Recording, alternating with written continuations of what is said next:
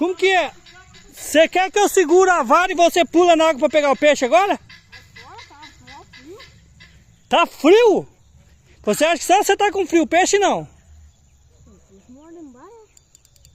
Meu Deus.